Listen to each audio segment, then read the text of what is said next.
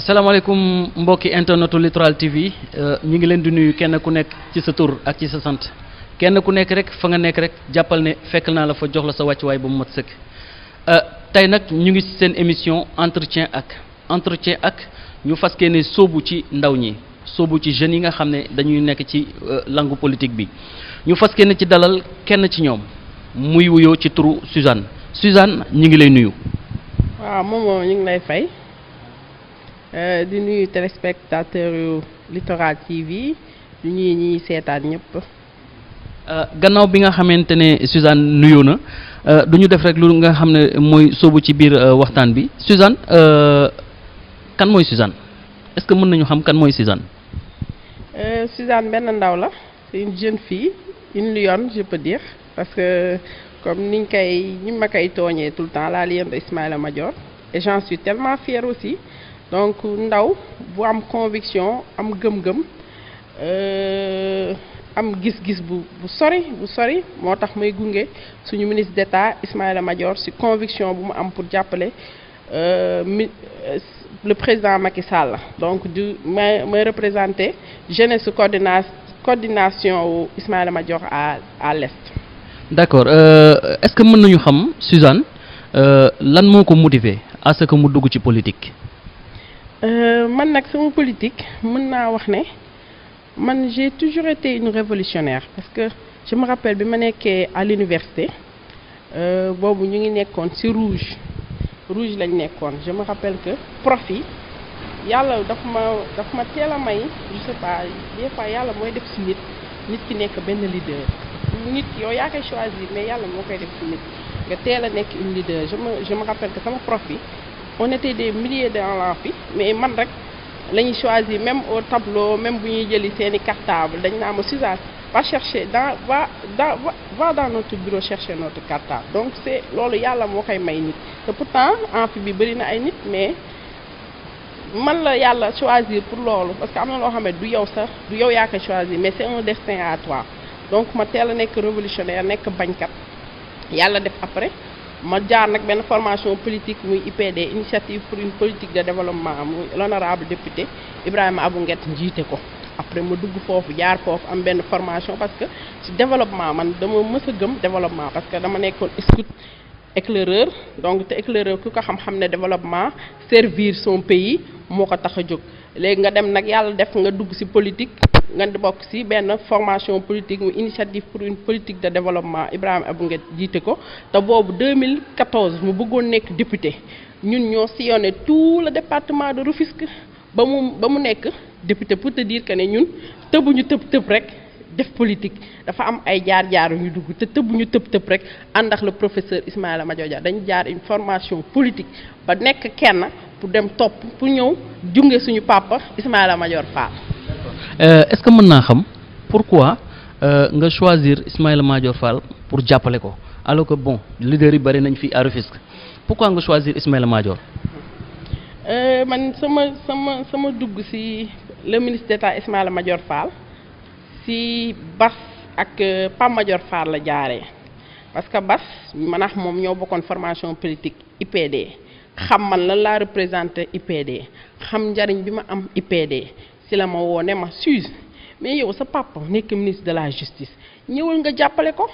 boobu Ismaïla ñu ngi ko jox ministre de la justice directeur cabinet la fond mbay di sama papa mu ne ma ñëwal nga jàppale ko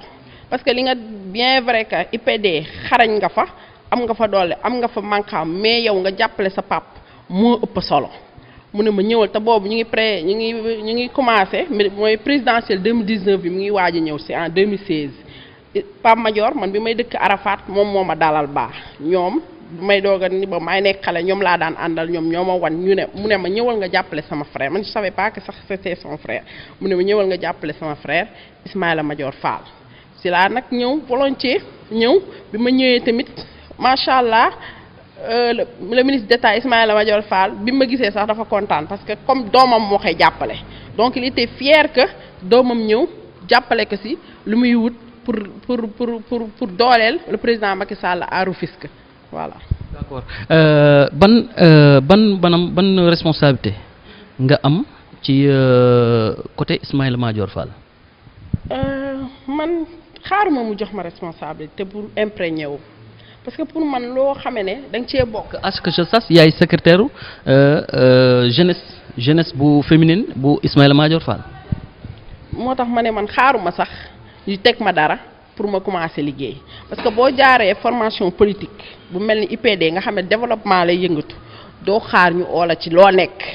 avant ñu lay woo sax yow ngay imposer sa bopp commencer di doxal man dama doxal ba secrétaire bi fekk ma ci gars yi gis li may dox li may def ñu ne ma yow yaa kay man proposé ma gars yi ñoo ne ma yow yaa kay nekk parce que boobu nee nañ boobu nañ ne Mara nañ def Mara comme coordonnateur léegi ñu jëf ma comme secrétaire ma ne yaa ko problème mais doxal xam nga nit mën nañ la jox dara te doo ko doxal man damay doxal ba romb liñ ma jox parce que man noonu laa mel lion laa su may dugg man je sais pas faire demi mesure man damay dem ba jeex man noonu laa mel du ma calculer damay dem ba jeex. ok ñu jëm ci wàllu élection législative bon ñu gis ne le président Macky Sall dafa accentué wu ci jeunesse bi ñu gis ne la majeure partie de la jeunesse dañu rangé wu du côté de l'opposition lan mooy sa jàngat ci loolu. pour man du jeunesse yi rangé wu ci l'opposition peut-être inconscience moo tax xam nga xale su dee yow tojogoo ci nen pour ñu fëq la day yomb mais ñi nga xam ne dañoo mature mûr opposition mënu leen a yóbbu léegi moo tax ñun ñi jeunes yi nga xam ne dañoo mature mûr xam lu baax xam lu bon ràññee moo tax ñun ñuy dem vers la jeunesse pour yee suñu rakka yi parce que du ñëpp ñoo yeewu yàlla mooy maye te yemalewul am na ñoo xam ne xamuñu am na ñoo xam ne xamuñu c'est parce qu'il ne connaît pas parce que ñun suñu tee débat yi def mooy wan ne bu ñu ko demee ba waxtaan ak jeunes yi si la ñuy rendre compte ne am na ñoo xam ne sax xamuñu situation enjeu bi am si élection législative après bu ñu leen expliquer si lañ naan kon ok noonu la demee ça veut dire que ne dañu leen manipuler par les réseaux sociaux parce que léegi maintenant monde bi moo demee noonu digital bi dafa dox xale yi télé sax amatuñ temps seetaan que ils sont tout le temps connectés sur leur téléphone smartphone léegi ñoom smartphone yi rek moo leen di guider donc liñ leen di raconter ci réseaux sociaux yi rek loolu la ñuy gis donc yéen pour ñu dévier li xew li ñuy déglu ci réseaux sociaux il faut qu'on aille vers eux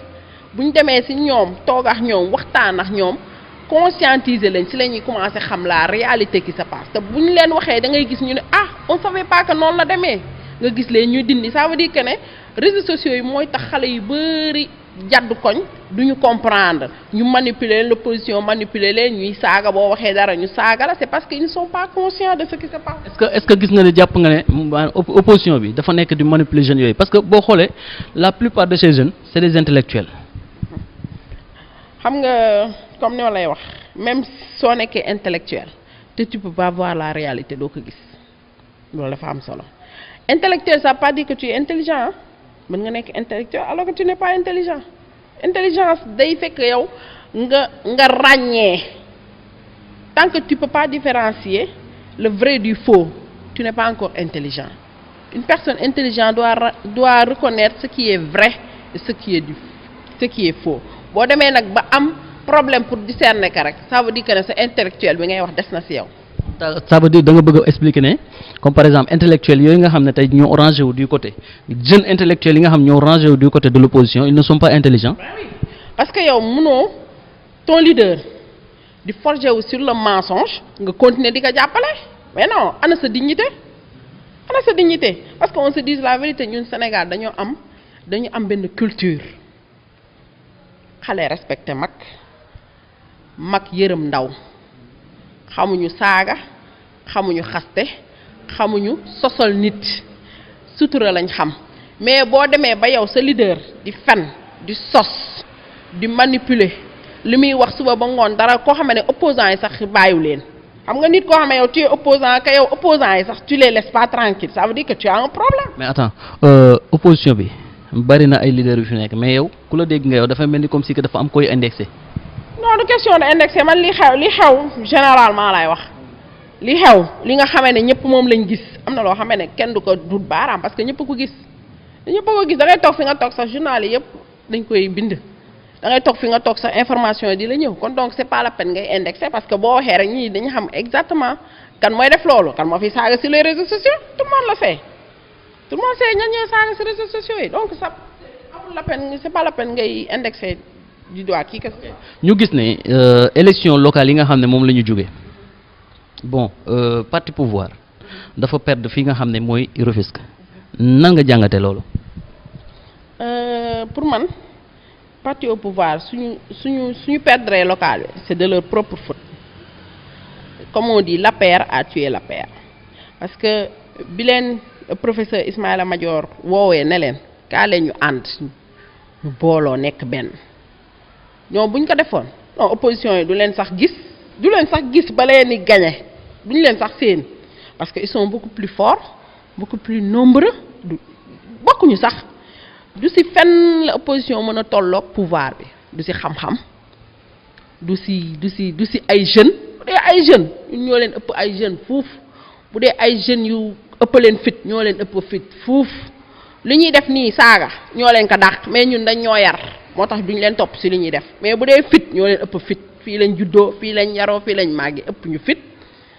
ëpp ñu xam-xam ba ñuy jàng dañoo jàng bi ñu jàng waree dañoo jàng comme ñoom wax dàquñu ñoo wax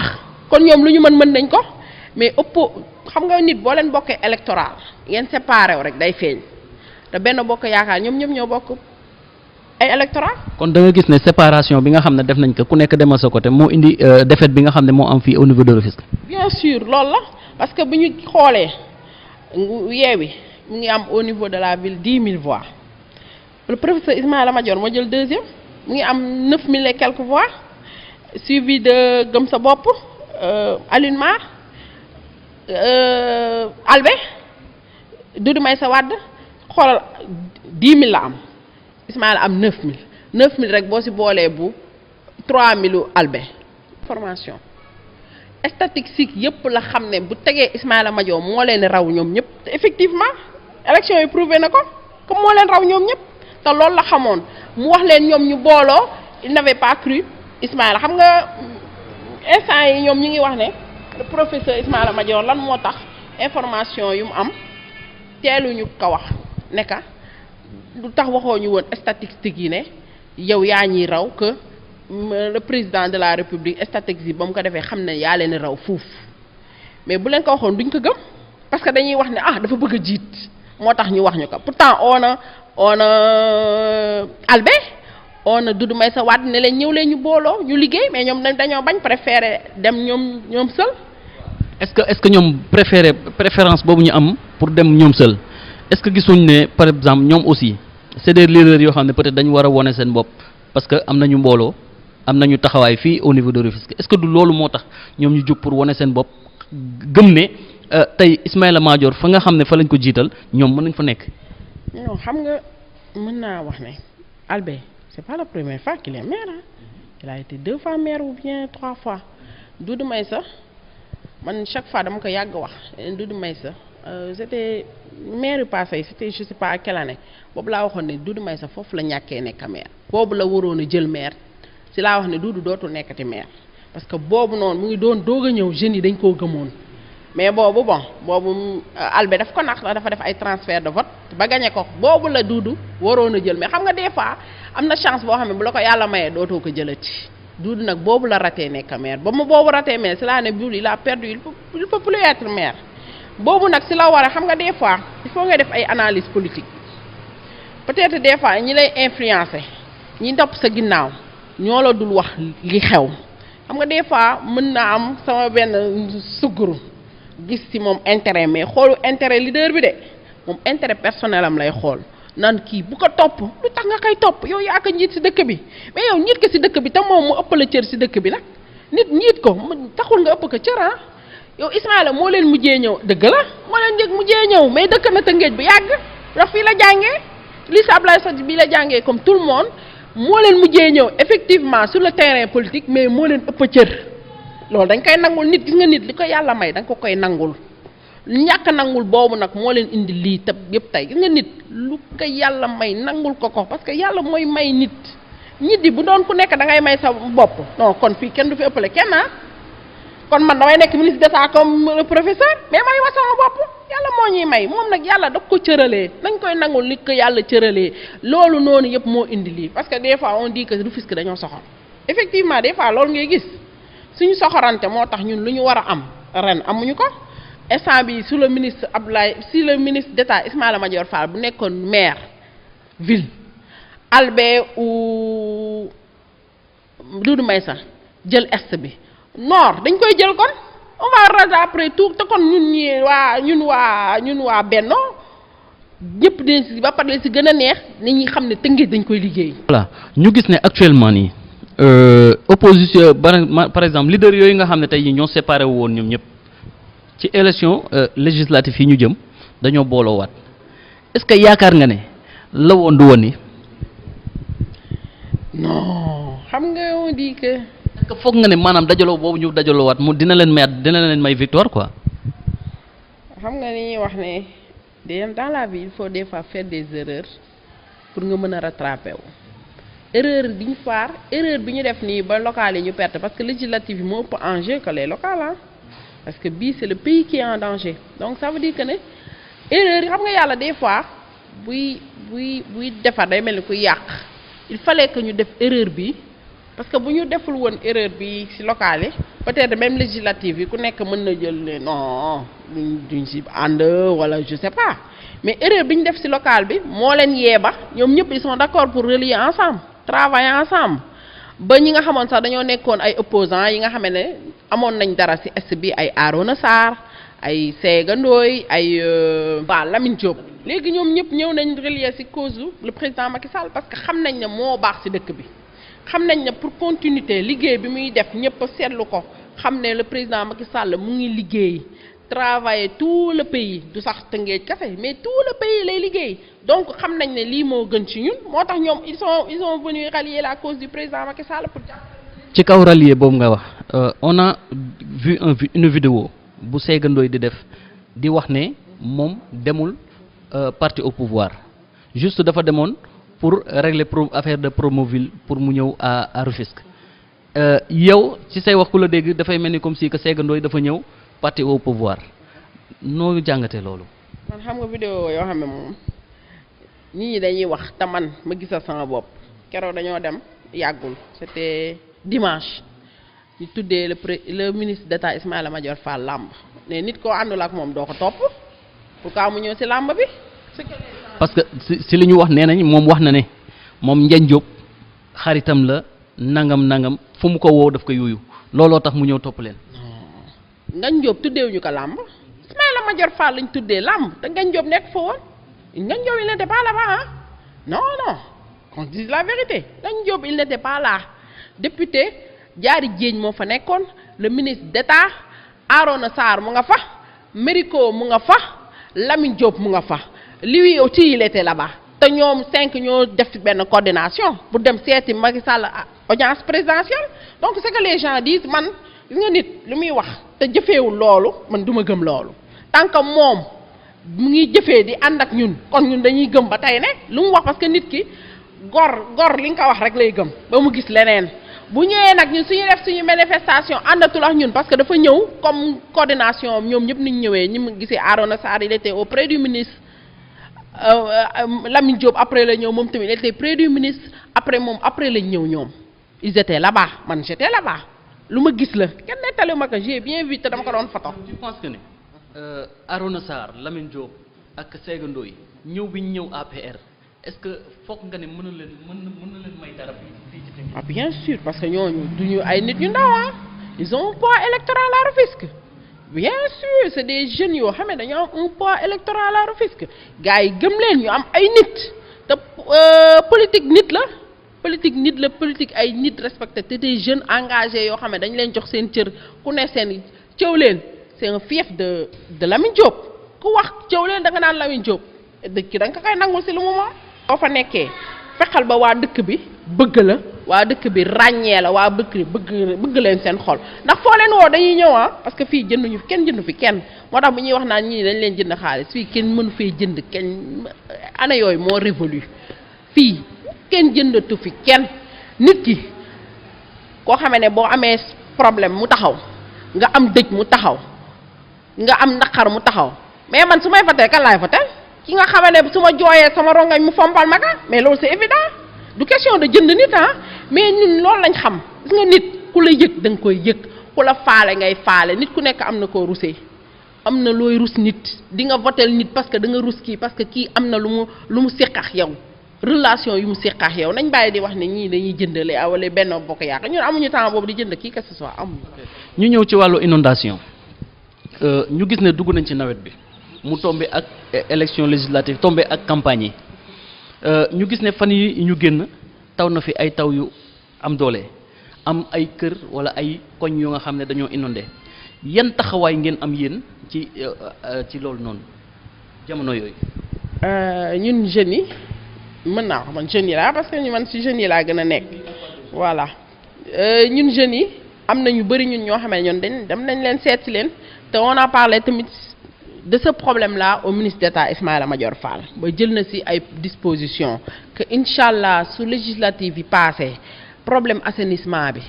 dina jaar ci état pour defar assainissement wu Tëngéej parce que Tëngéej problème bi c'est pas un coup d'œil pour mu régler il faut un bon assainissement pour mu régler parce que ñun am nañ chance boo xam ne am nañ littoral normalement Tëngéej war woon am problème assainissement parce que géej gaa ngi nii ñun lu ñu am ay kees amuñu ko parce que nous on a la chance d'avoir le littoral donc normalement ay évacuation d'eau yi rek la ñu am mu dem directement à la mer donc incha allah bien vrai que ça coûte des milliards mais incha allah rabbi bu législative yi jeexee incha allah non di ngeen gis beneen bien vrai que ne gañew ñu local yi de mais non on va pas croiser les bras que ne gañew ñu local yi rek duñ def dara Tëngéej mais non suñu Tëngéej la su baaxee. est-ce que gis nga ne dañu war a xaar ba élection législative yi passé pour ñuy doog a jóg dimbali koñ yooyu nga xam ne wala kër yooyu nga xam ne tey dañ nekk ci inondation maanaam bu ñuy añ wala bu ñuy reer seeni reer ci kaw ndox mi lañ koy teg pour dundee est-ce que gis nga ne dañ war a xaar ba élection yi passé pour ñuy doog a jóg ci loolu. non xamu ñun nag alhamdulilah wala ñun Tëngéej amuñu problème boobu peut-être à Dakar ñoom ñoo am problème yooyu te ñi nekk ci gox yooyu nekk ay responsable Benno Bokk Yaakaar ils n'attendent pas gis nañ Ngagne Diop Bambilooram lii na mu ut ay pompe jox leen ko Sangalkam même chose Tëngéej peut-être ñoo amul problème boobu parce que ñun déjà alhamdulilah à la préfecture y a plein de pompes yoo xam ne bu kiiwee le monsieur le préfet monsieur Kane da koy génn ñu pomper lii bi bien vrai que ne dina taa mais après taf nga gis ndox dootul amati. yan jéego ngeen def quoi bi muy taw xam nga ñu xam ne am na ay kër yoo xam ne peut-être mi ngi inondé am na ay koñ yoo xam ne tey jii mënuñoo génn dem biti ba jënd seen i doxi seen i soxla wala genre. pour dire vrai moi je dis vrai man je savais pas si yow laa déggee ne ceew leen daa am kër yi taax parce que loolu yëguma ko fenn je sais que ne kër yi kaw préfecture mairie ba foofu doon na taax te loolu préfet jël na disposition yi ci mat que ceew leen nag da doon taax franchement maa ngi koy doog a dégg tey que dafa kër yi dafa am ndaa franchement. su ma déggee yéen amu leen benn jéego boo xam ne actuellement def ngeen ko pour loolu noonu parce que yëgu leen ko. xam nga looy def jéego mooy loo yëg mais loo yëgul mënoo ci def. amu leen fa ay ndaw. ceew leen am na ceew leen Médina am na mais peut-être su loolu amoon peut-être dinañ ñu ko wax. D'accord léegi ñu ñëw ci wàllu jeunesse bi ñu gis ne sunu autorités yi nga xam ne tey jii ñu ngi suñu réew mi toujours dañuy wax jeunesse bi te gisoo ci benn autorité bu promouvoir benn jeune à ce que mu devenir benn PCA wala directeur général ou quoi que ce soit loolu nan nga ko jàngatee toujours ñoom ñooy nekk au devant. li ngay wax da nga ko xam wala la woo. dama constat bu ma def la toujours maanaam ñoom autorités yi toujours ñoom la ñuy fal PCA ñoom la ñuy fal directeur général xam nga lu am rek ñoom ñooy jiitu jeunes yi toujours dañuy topp ci ginnaaw pourquoi est-ce que gisoo ne war nañ mën a jiital benn jeune tey jii comme par exemple ñu ñëw ni dañuy ministre am poste PCA ne pourquoi pas Suzanne ma promouvoir que mu dem nekk PCA ou bien directrice générale. man soo waxee loolu dina ma jaaxal parce que man gis naa ay jeunes yu bari Abdou Aziz Konaté c'est un jeune bah oui Abdou Aziz Konaté c'est un jeune et il a des yan responsabilité la. il est dans le ministère de l'urbanisme te gars yi dañ ko jox bopp surtout. responsable la fa. bien sûr c'est un responsable la fa. urbanisme la nekk ministère de l'urbanisme. ban responsabilité la fa am quoi. moom il est chargé je sais pas exactement il m'avait expliqué il est chargé de quoi de l'urbanisme bëri na y a des chargés des missions bien vrai que ne am na ay jeunes Coulibaly c'est un jeune elle est jeune toute jeune mu am responsabilité à la présidence ku ñu def chargé des missions c'est une responsabilité parce que c'est pas donné à n'importe qui d'être chargé à la mission. kon daal yow sa gis-gis mooy que ne ñoom ñi ngi promouvoir jeunes yi. Bien sûr plus que ça même Macky Sall def na pôle emploi mu def Gendal pour kàl la il suffit d'avoir dossier bi nga bëgg a ton projet ñu financer la et tu deviens ton propre chef d'entreprise. mu mel ni waxtu bi actuellement daf ñu xocc li ñu dese bariwul bëgg naa xam lan mooy sa ambition ci politique fan nga ci bëgg a yegg. léegi posé nga ma lu ma yitteel parce que man dama gëm développement pour man politique sans développement du dem parce que heureusement que le président de la République a compris ça parce que PSE ku gis xam ne politique de développement lay dox parce que politique sans développement du dem parce que les gens ne vont pas se sentir parce que boo jiitee ay nit il faut nit ki sentir ci boppam ci fu mu ne te heureusement que voilà président de la République am na gis-gis boobu xam na ne Sénégal ñii dañoo soxla développement moo tax mu créer pôle emploi yi ñi di def di entreprendre parce que nit ki yow sooy nekkee sa chef bopp comme nga nekk sa chef littoral site littoral nga nekk sa chef bopp tu es libre mën nga am sax milieu de travail mën nga liggéey fii mën nga liggéey fii mën nga liggéey fii tu es indépendant liggéeyoo kenn heure bu la neex ngay wàcc te en général sax booy liggéeyee sa bopp sax yow tu utilises plus de temps que boo doon liggéeyee xibaar parce que bu doon nit ngay liggéeyee da nga am benn temps de wàcc temps de liggéey temps de wàcc mais bu dee yow ngay liggéey sa bopp yow mën nga xëy suba ba ngoon di liggéey parce que sa bopp ngay liggéeyee donc pour te dire que ne da ngay gisal sa bopp parce que yaa ngi développer sa bopp parce que jeunes yu bëri léegi da ngay gis ne seeni leaders yi pour le cas de Ngagne Diop jour boobu dama ko fan sa dañ jamoon di ñuy waxtaan ak Ngagne Diop après gars yi ne ko on veut des oignons affaire yooyu mais xam nga lan la dafa tourné ne jeune am yi yow ñaata tonne nga may jox nga ne bu tourné waat ne keneen ki ñaata tonne nga may jox pour te dire soble yooyu ñoom ñoo ko génn. ça veut dire que lui il promouvoit ces jeunes parce que soble googu c'est des tonnes ça donne de l'argent ñoom ñoo ko génn jeune am yooyu ñoo ko génn donc ça veut dire que ne nit développement mooy doxal dëkk te man gëmuma servir le pays man laa gëm man genre nit yooyu laa